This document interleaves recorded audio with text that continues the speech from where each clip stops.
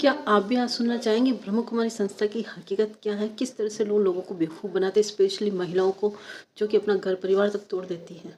सुनिए एक ऐसी महिला की जुबानी जिसने खुद ने ब्रह्म कुमारी संस्था ज्वाइन की थी और किस तरह से उसका घर उसके हाथों से टूटता गया और कब उसको रियलाइज़ हुआ और उसने वो संस्था छोड़ दी और उसने अपनी आप बीती खुद सुनाई। तो ब्रह्मा कुमारी वालों ने मेरी जिंदगी, मेरा घर परिवार, मेरा मायका ससुराल सब कुछ बर्बाद कर दिया है।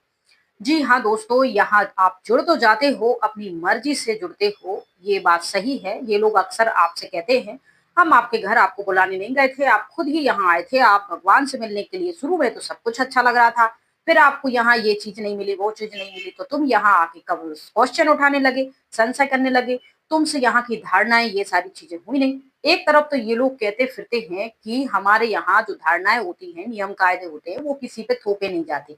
हस्बैंड वाइफ के लिए भी तोपे नहीं जाते, वो उनकी मर्जी से ये सब कुछ करते हैं। क्या सच में वो अपनी मर्जी से करते हैं या फिर ऐसा माहौल बना दिया जाता है?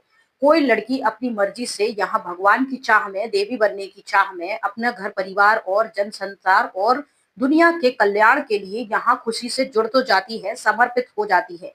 धीरे धीरे फिर उसे पता चल जाता है कि यहाँ की जो हालत है लड़कियों की, ससुराल से भी बदतर है। यहाँ अगर आप मिडिल क्लास से, गरीब फैमिली से आते हैं, अगर आपने पढ़ाई लिखाई नहीं की या शकल से भी सुंदर, सुंदरता लड़कियों के लिए बहुत मायने रखती है। चाहे आप संन्यास लेने जाओ, चाहे दुनिया में ससुराल में जाओ या जॉब करने जाओ, पढ़ाई लिखाई करो, कुछ भी करो, सुंदरता बहुत जरूरी होती है। इस ब्रह्मा कुमारी भी इन सब ढोंग धतूरों से अछूता नहीं है। यहाँ भी कहते तो हैं ब्रह्मा कुमारी देवियां, यहाँ शिव ने ये रचा वो रचा, सिर्फ कहना ही कहना है। लेकिन यहाँ के जो वरिष्ठ हैं, बहुत सारे लोग यहाँ आके कहते हैं कि हम 20 साल से जुड़े, हम 25 साल से, 50 साल से। हमें तो ये आश्चर्य होता है कि ये लोग जुड़े कैसे हैं। क्या ये सच में यहाँ की सच्चाई से अनविघ्न हैं या फिर ब्रेन वॉश हैं या फिर इनको सब कुछ मालूम होते हुए भी ये कुछ बताते नहीं हैं?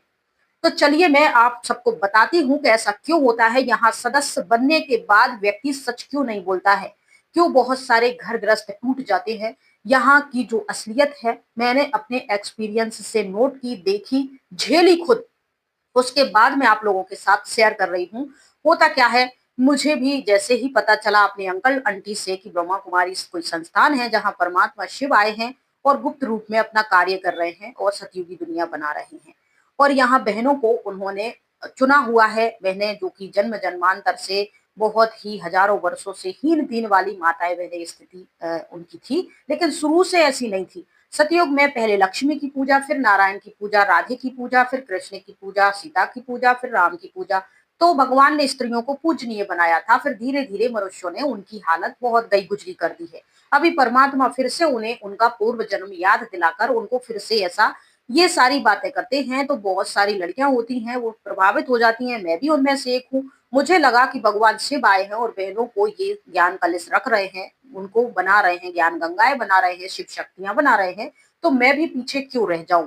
वैसे भी मुझे ये संस्थान की जानकारी 2005-6 में मिली थी।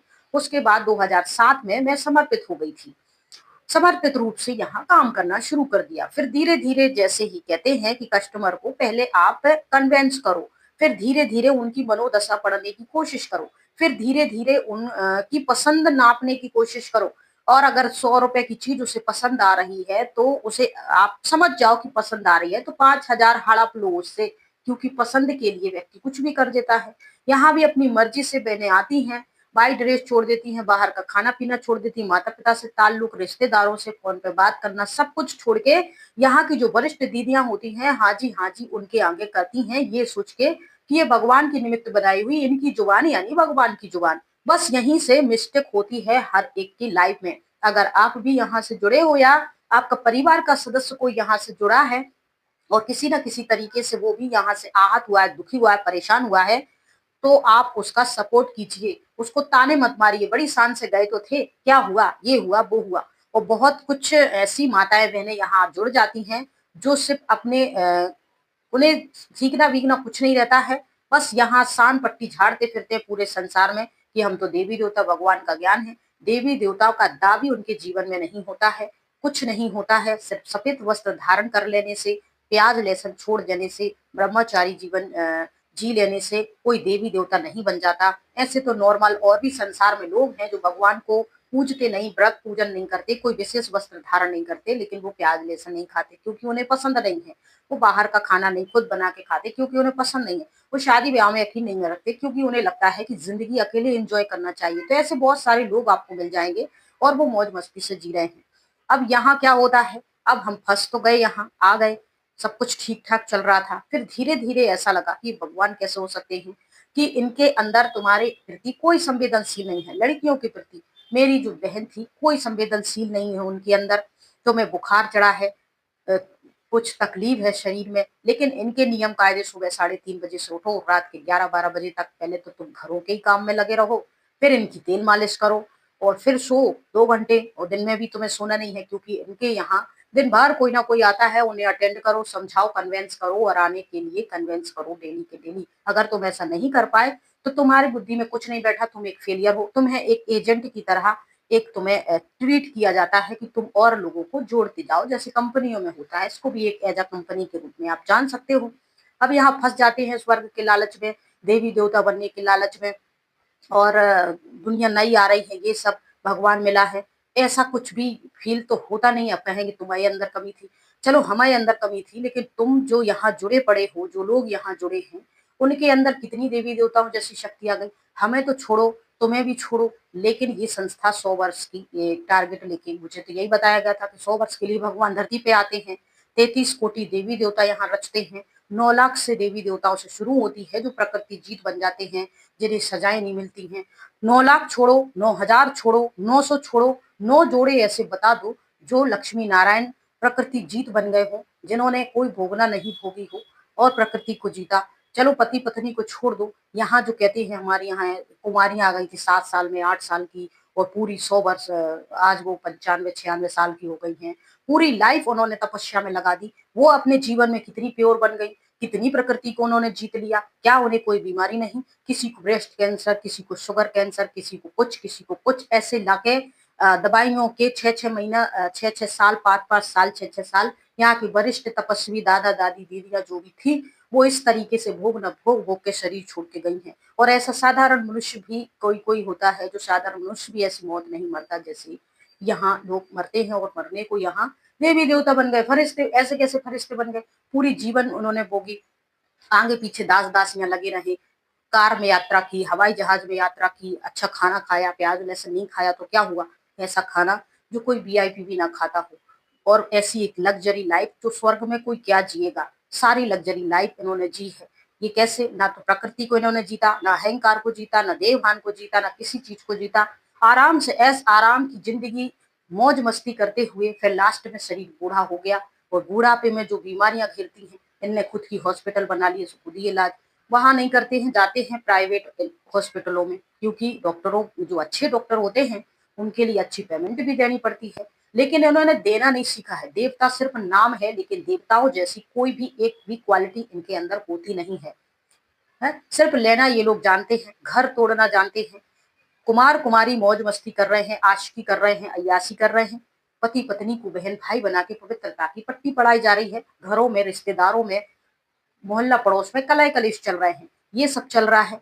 एक सदस्य जुड़ता है, घर के पूरे सदस्य को लेके जाता है। आपस में ही उनके बीच में पवित्रता को लेके, खान पान को लेके, भगवान को लेके, देवी देवताओं के लिए वाद विवाद होता है, डिस्प्यूट होता है। परिवार के सदस्य एक एक करके टूट जाते हैं। कोई एक मूर्ख है जुड़ा रहता है, अलग हो जाता है, उनको सबसे अलग सलग कर देते। उसके हिस्से की जो प्रॉपर्टी होती है, दान के नाम पे सब हड़प लिया जाता है। शारीरिक रूप से वो कमजोर हो जाता है, परिवार रूप से अकेला हो जाता है, और उसके पास पैसे भी नहीं बचते, जमीन जायदाद घर मकान कुछ नहीं बचता है। जब उसको लात मार के भगा दिया जाता है, यानी छोड़ दिया जाता है, वो भूखा प्यासा है, कुछ है, जब तक उसके पास हरियाली है, रिश्तेदार है, पड़ोसी, सब कुछ है, तब तक उसके पीछे पड़े रहेंगे। जब उसका सब खत्म कर देंगे तब उसको छोड़ देंगे, क्योंकि अब तो ना वो शारीरिक रूप से स्ट्रांग है, ना पैसों में स्ट्रांग है, और ना ही उसकी कोई मदद करने वाला है। ऐसी स्थिति में उसकी तरफ देखते भी नहीं है।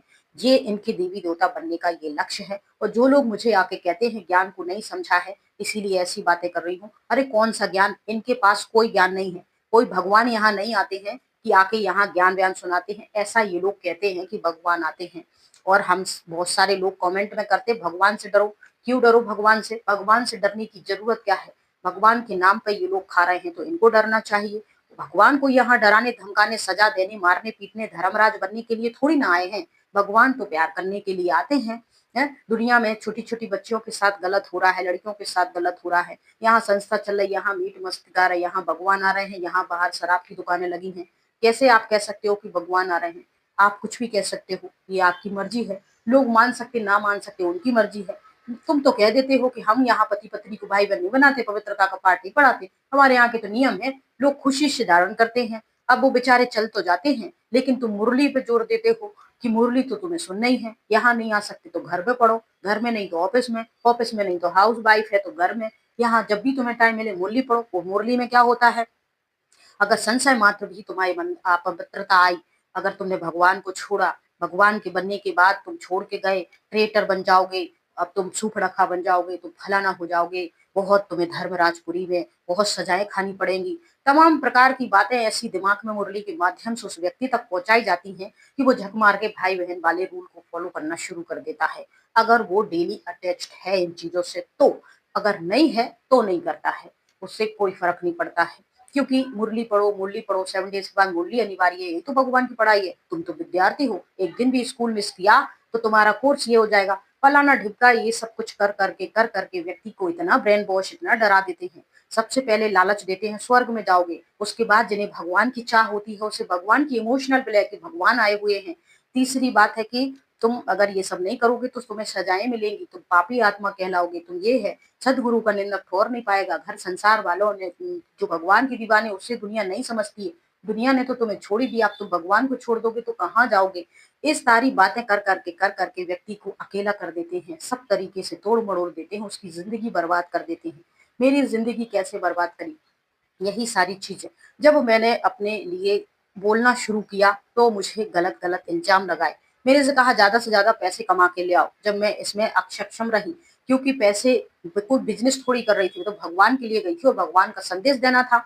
और बात तो यही कही गई थी कि स्वेच्छा से कोई दे अगर तो लेना है, मांगना नहीं है। लेकिन बीच 2 साल 3 साल में ही मुझसे कहने लगे कि 5,000 का टारगेट ले लो, 10,000 का, 25,000 का, 50,000 का, इतना तुम्हें लोगों से करवाना है और सेवा के नाम पे करवाना है। अरे जब भगवान का काम है, भगवान का यज्ञ है, भगवान का सेंटर है, भगवान की सारी चीजें हैं, तो तुम काय को मरे जा रहे हो?